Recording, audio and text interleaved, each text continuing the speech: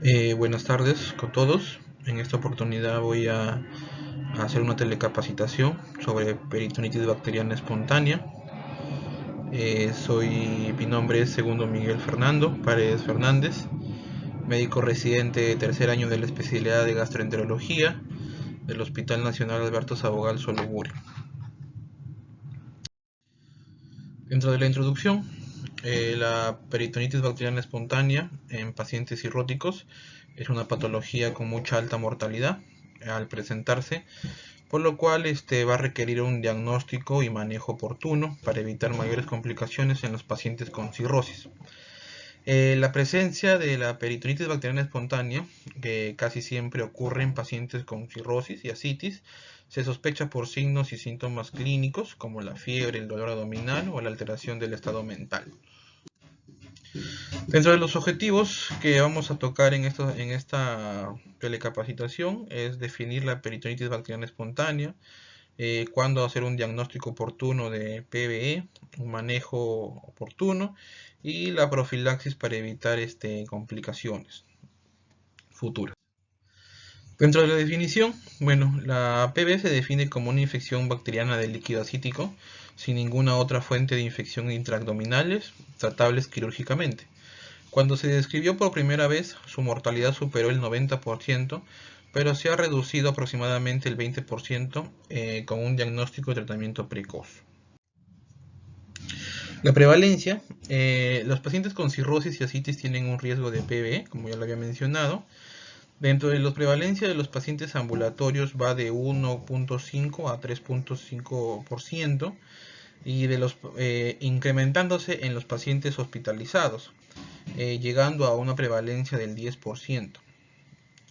En un estudio observacional, cada hora de retraso en la paracentesis diagnóstica, después de que ingresó el paciente al hospital, aumentó un 3.3% la mortalidad hospitalaria.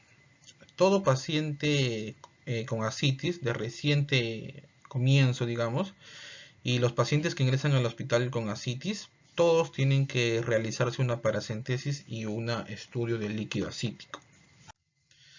Dentro de sus manifestaciones clínicas tenemos que pueden ir desde síntomas y signos locales, como dolor abdominal, la sensibilidad abdominal, los vómitos, la diarrea, el hilio. Y también tenemos signos de inflamación sistémica, como la hiper o hipotermia, escalofríos, leucocitosis, taquicardia, taquimia, los cuales al no hacer un adecuado diagnóstico oportuno pueden empeorar, llegando a deteriorar la función hepática, presentar una encefalopatía hepática, llevarnos a una insuficiencia renal o incluso hasta el shock, ¿no? Un shock séptico. Sin embargo, es importante señalar que la PBE puede ser asintomática, especialmente en pacientes ambulatorios. En este recuadro podemos ver el porcentaje en los cuales los signos se presentan más frecuentes.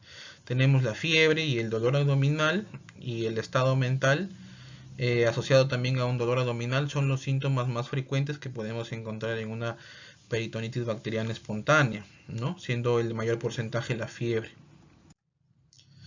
Para el diagnóstico tenemos que básicamente va a estar dado por el estudio del líquido acítico, ¿no? Ni bien, como les había mencionado, todo paciente cirrótico de que ingresa al hospital y encontramos ascitis, tiene que tener una paracentesis diagnóstica. ¿Por qué? Porque al hacer una paracentesis diagnóstica temprana, digamos, nos permite evaluar el líquido cítico y poder comenzar a dar un tratamiento oportuno. Mientras que en un estudio, por ejemplo, se vio que una paracentesis diagnóstica tardía, mayor de 12 horas del paciente que ha ingresado al hospital, se asoció con un aumento de la mortalidad de 2.7 veces más fallecían que en los pacientes que se hacía una paracentesis tardía. El cultivo del líquido acítico puede ser negativo hasta en 60% de los pacientes, con manifestaciones clínicas que sugieren PBE. El estándar de oro, como les había mencionado, es el estudio del líquido acítico, el cual la definición de PBE está definida por presencia de un recuento celular mayor a 250 células, ¿no? Y bueno, una vez que hagamos la paracentesis, ese líquido también tenemos que enviar a estudio tanto bioquímico, citoquímico, ¿no? Y cultivos para poder orientarnos el manejo antibiótico. El estudio del líquido cítico, como les había mencionado, va a variar, incluso vamos a tener diferentes definiciones. Hablamos de una peritonitis bacteriana cuando tenemos, como propiamente dice, mayor de 250 polimorfonucleares en líquido cítico con un cultivo positivo.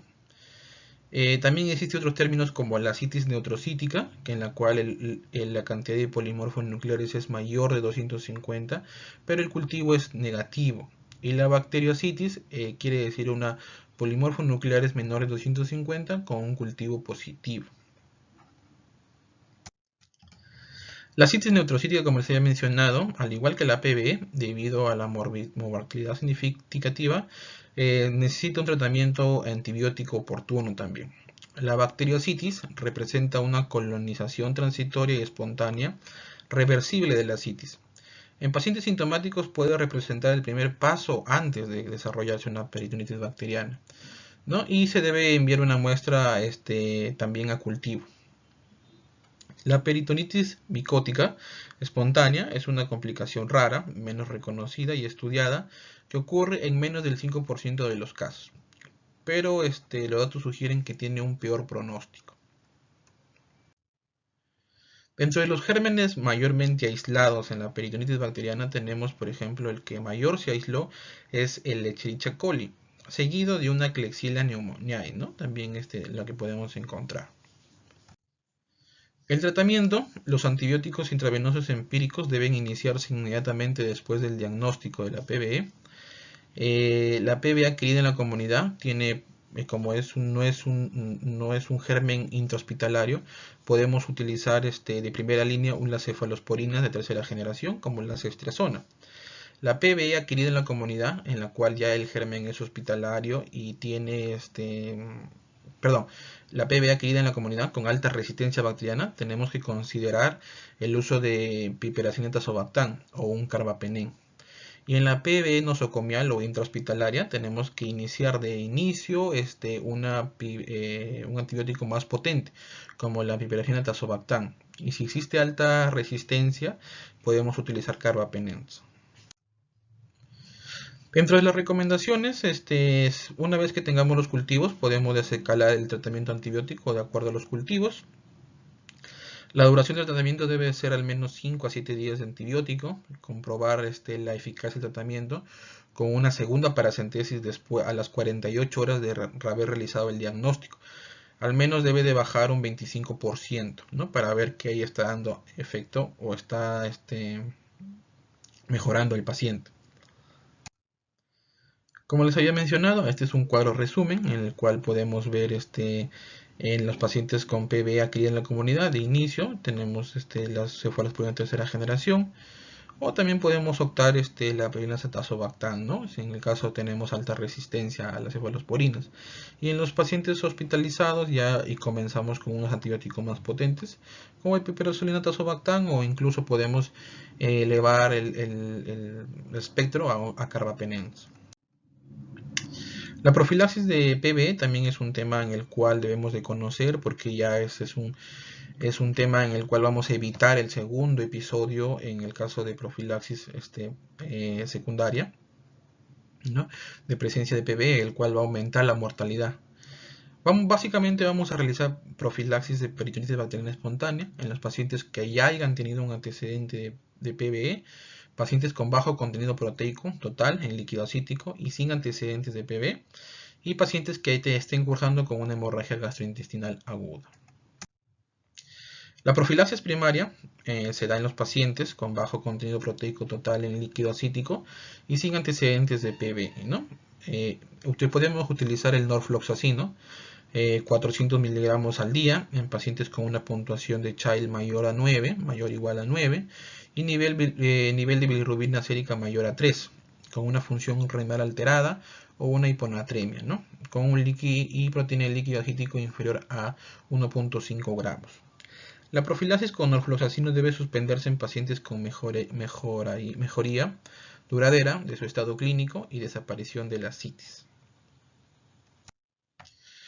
La profilaxis secundaria se da en un paciente que ya ha tenido anteriormente PBE, ¿no? Porque la tasa de recurrencia de esta patología puede variar hasta aproximadamente el 70%, en los cuales también utilizamos norfloxacino de 400 miligramos día por vía oral.